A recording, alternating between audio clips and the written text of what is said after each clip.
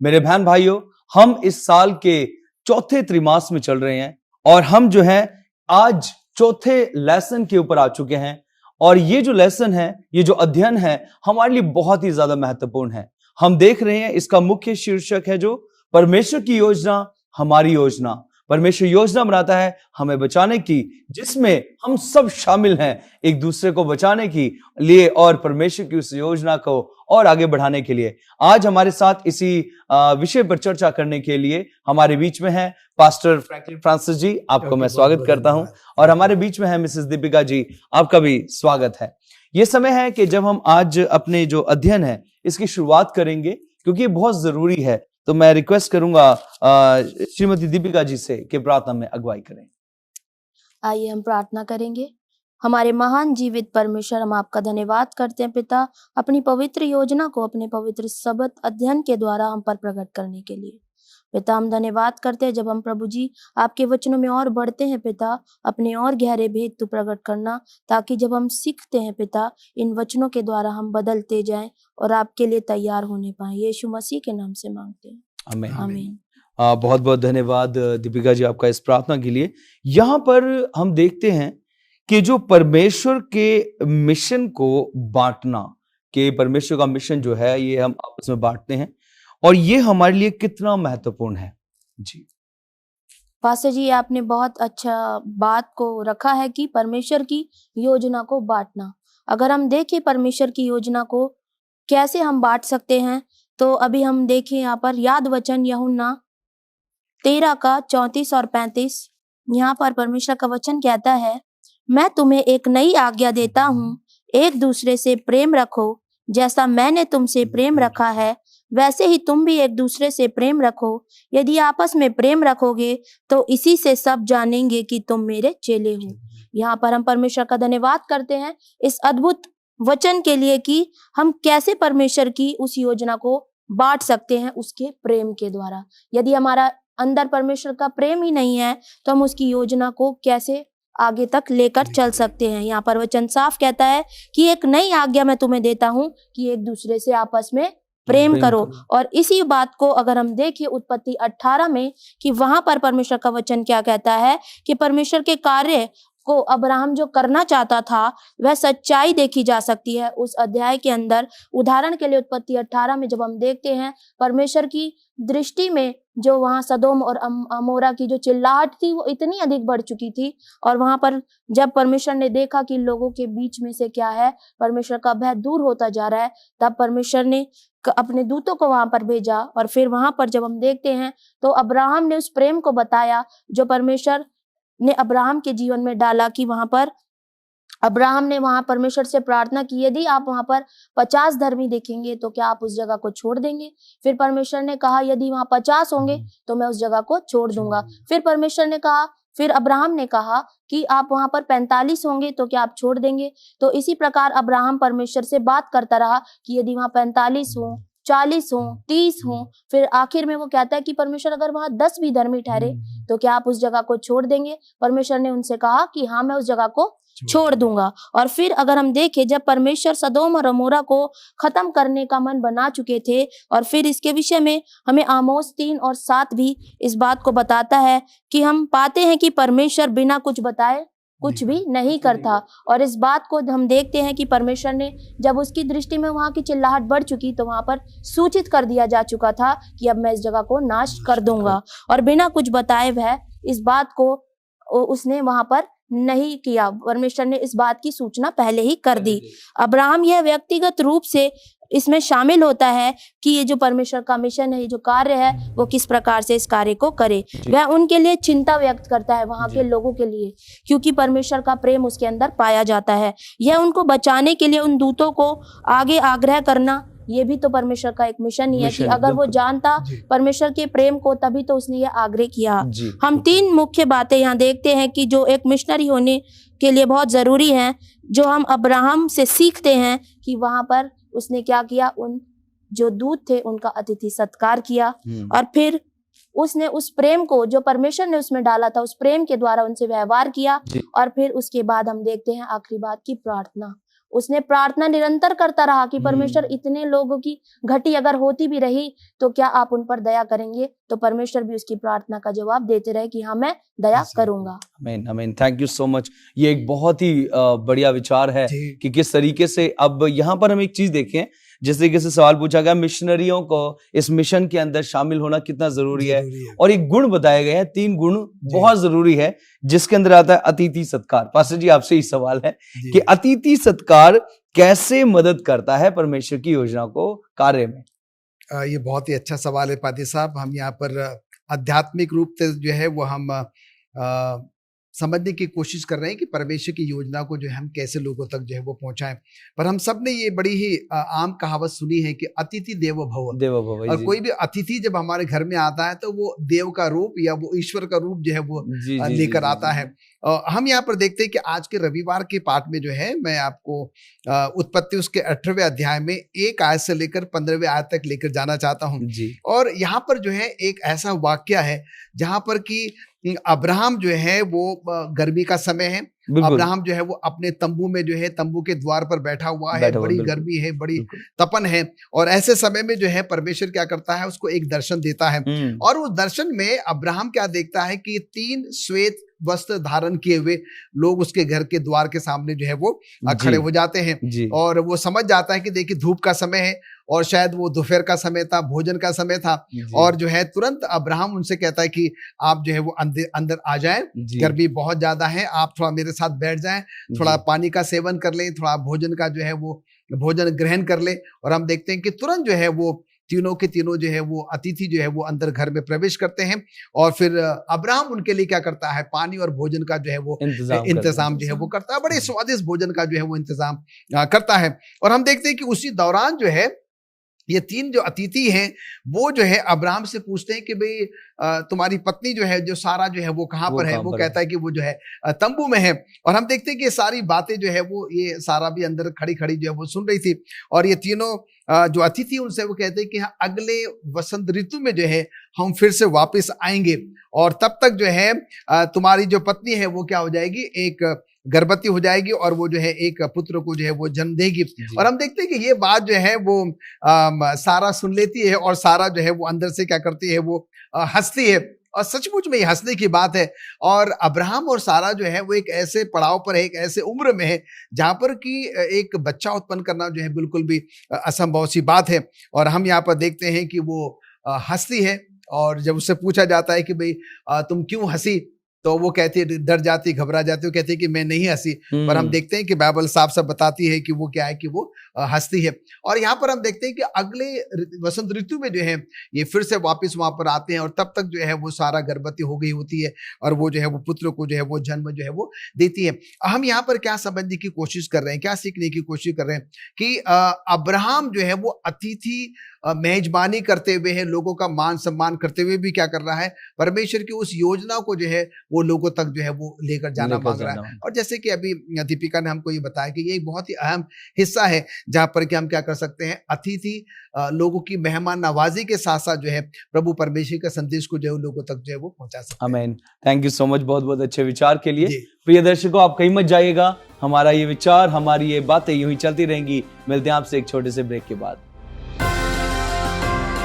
प्रिय दर्शकों, आपका स्वागत है। ब्रेक के बाद हम लोग बहुत ही महत्वपूर्ण विषय पर चर्चा कर रहे हैं। ये चर्चा का विषय है उस योजना का हिस्सा बनना जो परमेश्वर ने हमें दी है। हमने देखा अब्राहम के पास 3 विशेष गुण, अतिथि सत्कार, प्रेम और प्रार्थना। अब हम बात करेंगे, दीपिका जी मैं आपके पास आना चाहता हूं, यहां पर हम बात करेंगे अब्राहम का जो प्रेम है वो दिखता है कि वो सबके लिए है। कैसे, आप बताएं इस पे। ये बहुत अच्छा विषय है पास्टर जी। अब्राहम का प्रेम जो सबके लिए है, अगर हम देखें तो अब्राहम ने सभी गोत्र, जाति या लोगों में बिना किसी भेदभाव के प्रेम को दर्शाया।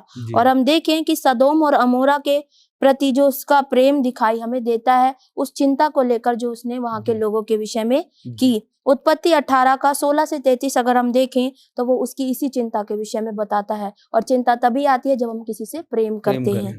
अब्राहम का दूसरा गुण ये बहुत ही महत्वपूर्ण है जो परमेश्वर ने उसके अंदर डाला। और वो उन्हें नहीं जानता था, उन लोगों को, पर फिर भी बिना जाने, हम किसी से बिना जाने अगर उनकी चिंता करते हैं तो ये तो एक बहुत महत्वपूर्ण और एक विशेष गुण है जो सिर्फ परमेश्वर के लोगों को ही मिल सकता है। आमीन, आमीन। और यह एक महान पाठ है जो प्रेम हम अब्राहम से सीखते हैं कि उसने बिना उस जगह पर गए बिल्कुल, उस कुल के, उस जाति के लोगों से क्या किया, अपने प्रेम को दर्शाया। और सदोम और अमोरा पाप से जो भर चुका था और अपनी प्रतिष्ठा भी खो चुका था, परमेश्वर ने उस जगह को एक बड़ा विशेष स्थान बनाकर रखा था। फिर भी अब्राहम का दिल सदोम और अमोरा के लोगों के लिए क्या था, प्रेम से भरा हुआ था। परमेश्वर ने अब्राहम को बता दिया था कि मैं सदोम और अमोरा को नाश कर दूंगा, क्योंकि हमने अभी पिछले अध्याय में इस बात को जान चुके हैं कि परमेश्वर के कानों तक वहां की चिल्लाहट पहुंच चुकी थी। अब्राहम आग्रह करता है परमेश्वर से कि उस जगह को में अगर कोई धर्मी मिले तो परमेश्वर क्या करे, उस जगह को छोड़ दे, ताकि उस जगह पर भी क्या हो, परमेश्वर की दया उतरने पाए। और परमेश्वर का वचन अगर हम देखें उत्पत्ति 18, 25 और 28 इस बात को दर्शाता है कि परमेश्वर निरंतर कैसे वहां के लोगों के लिए परमेश्वर से आग्रह कर रहा है अब्राहम कि परमेश्वर आप अपनी, अगर वहां पर कुछ भी लोगों को देखेंगे तो क्या आप उन पर दया करके उन्हें छोड़ देंगे। और अगर हम देखें फिर हम उत्पत्ति 19 के 1 से 11 के विषय में उस दूसरे स्थान के विषय में भी देखते हैं जो सदोम और अमोरा है, कि वहां पर परमेश्वर ने किस प्रकार से उस जगह का नाश करने की ठान ली थी। और उस जगह को नाश करने की बात के अगर हम विषय में देखते हैं तो अगर परमेश्वर वहां पर प्रेम और परमेश्वर ने जो गुण अब्राहम में देखा वो पाया जाता तो शायद परमेश्वर अपना इरादा बदल देता। बिल्कुल, बहुत बहुत धन्यवाद। ये एक अच्छी बात है कि जो परमेश्वर के दास हैं, देखिए यहाँ पर एक बात बड़ी अच्छी निकल के आई कि निस्वार्थ, और जिसको नहीं जानते आप उनसे प्रेम वही कर सकता है जो परमेश्वर के लोग हैं। अपनों से तो हर कोई प्यार करता है। तो यहाँ पर पास्टर जी, यहाँ पर एक और बात आती है कि जो तीसरा गुण उसका निकल के आता है, एक आत्मिक प्रार्थना जो अब्राहम ने करी। प्लीज आप उस पर प्रकाश डालें, कैसे हो अब्राहम के आत्मिक प्रार्थना को के संदर्भ में जो है हम उत्पत्ति उसके 18वें अध्याय में उसके 23 से लेकर 32वें पद तक हम जो है वो चलते हैं। और अभी हमने दीपिका से ये सुना है कि परमेश्वर जो है सदोम और अमोरा के उस दुष्टता के कारण, पाप के कारण और जो तमाम जो गलत काम वहां पर चल रहे थे और लोगों की जो चिल्लाहट है वो प्रभु परमेश्वर तक जो है वो पहुंचती है। और हम यहाँ पर देखते हैं कि परमेश्वर इस बात से बहुत दुखी है और परमेश्वर जो है वो सदोम और अमोरा को जो है वो नाश करने पर है। अब यहाँ पर अब्राहम जो है वो मध्यस्थता करता है, एक आत्मिक प्रार्थना जो है अपने लोगों से करता है और वो परमेश्वर के साथ वार्तालाप कर रहा है और वो कहता है कि प्रभु अगर 50 लोग होंगे, अगर 50 धर्मी लोग होंगे, क्या तब भी तू उसको नाश करेगा? वो कहता नहीं। क्या कहता? फिर 45, फिर वो 40, फिर 30, फिर 20, फिर 10 तक वो बात आ जाती है। परमेश्वर देखिए कितना अनुग्रहकारी प्रभु परमेश्वर है। वो कहता है कि अगर 10 लोग भी अगर वहां मिल जाते हैं जो धर्मी हैं, मैं सदोम और अमोरा को जो है वो नष्ट जो है वो नहीं करूंगा। और वैसे हम यहाँ पर देखते हैं कि अब्राहम जो है देखिए एक मध्यस्थता की जो है वो प्रार्थना कर रहा है। अब्राहम जो है ऐसे लोगों के प्रति चिंतित है और हम जैसा कि दीपिका ने बताया जिसको हम प्यार करते हैं हम उसी की जो है वो चिंता भी जो है वो करते हैं। और हम यहाँ पर देखते हैं कि आगे जाके जो है यही मध्यस्थता जो है प्रभु यीशु मसीह ने जो है वो करी है। हमने गुनाह किया, हमने पाप किया और प्रभु यीशु मसीह बीच में आते हैं और वो क्या करते हैं, मध्यस्थता का जो है वो काम करते हैं। और इसी प्रकार से यहाँ का एक अच्छा सबक हम ले सकते हैं। आइए हम एक दूसरे के लिए क्या करें, मध्यस्थता की जो है वो प्रार्थना करें। बहुत बहुत धन्यवाद। यहाँ पर एक अच्छी चीज आती है कि हम प्रार्थना करें एक दूसरे के लिए, क्योंकि यीशु मसीह हमारे लिए इस धरती पर आया और प्रेम को व्यक्त किया। देखिए ये मैं सोचता हूं कि जितने आज प्रभु के सेवक, जितने भी हम सब जो सेवा कर रहे हैं, अगर ये गुण हम सब में आ जाए तो मैं सोचता हूं कि हम सब जो है बिना किसी स्वार्थ के, बिना किसी लोभ के, बिना किसी लालच के, अब्राहम को कोई लालच नहीं था सदोम और अमोरा से। जी हाँ, बिल्कुल। और वो तो बस निस्वार्थ था कि हे प्रभु ऐसा ना हो कि वो मर जाएं, क्योंकि वो परमेश्वर की ताकत को और उसकी सामर्थ को भी जानता था।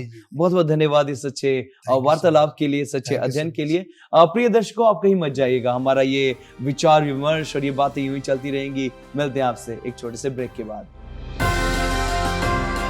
प्रिय दर्शकों, आपका स्वागत है। ब्रेक के बाद हम लोग चर्चा कर रहे हैं सैबथ स्कूल के एक बड़े ही मुख्य अध्ययन पर, परमेश्वर की योजना, हमारी योजना, और हम देख रहे हैं कि किस तरीके से इस योजना के हम भागीदार हो सकते हैं जब हम अपने जीवन को पूरी रीति से प्रभु के हाथों में समर्पित करते हैं।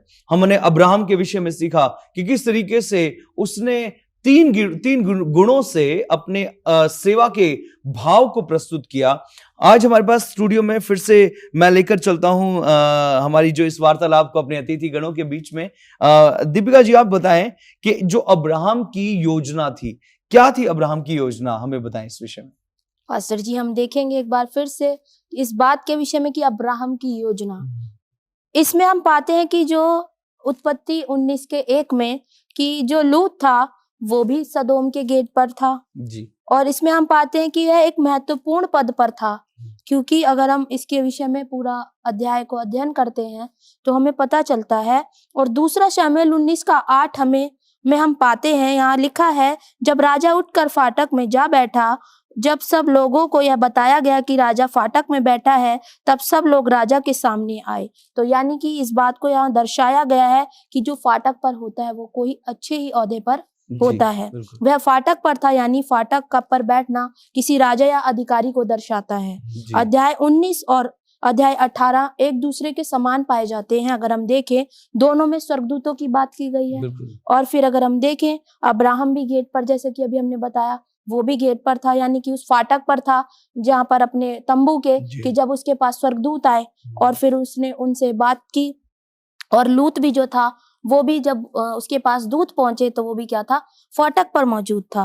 और अगर हम फिर इसके आगे देखते हैं, दोनों ने ही क्या किया, स्वर्गदूतों का आदर सत्कार किया, उन्हें भोजन कराया और फिर उसका भोजन कराया। अब्राहम परमेश्वर के प्रेम के कारण सदोम और अमोरा को बचाना चाहता था।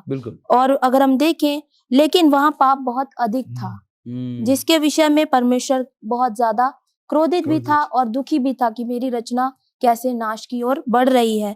लूत को बचाकर संपूर्ण सदोम और अमोरा को हम देखते हैं कि परमेश्वर ने क्या किया, आग और गंधक से नाश कर दिया। और क्योंकि परमेश्वर ने वहां अपने दूत को भेजकर जब देखा वहां पर एक भी धर्मी पाया नहीं गया, तो फिर परमेश्वर को ये कदम उठाना पड़ा।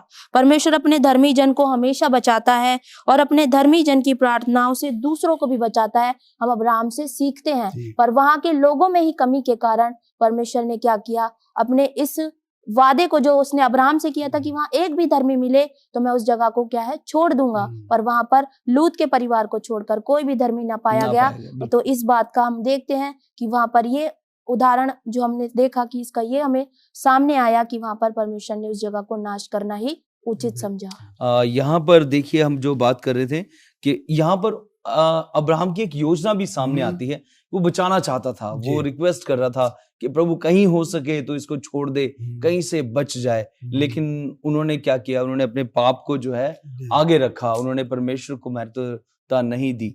अब यहाँ पर एक बात आती है कि परमेश्वर की इच्छा को प्रस्तुत करना हम जो है कैसे समझ सकते हैं। अब्राहम की जिंदगी को देखा, अभी सवाल हमारे ऊपर है कि हम परमेश्वर की इच्छा को कैसे समझ सकते हैं। पास्टर साहब, देखिए, बहुत ही अच्छा प्रश्न आपने किया है कि हम परमेश्वर की इच्छा को जो है वो कैसे समझ सकते हैं।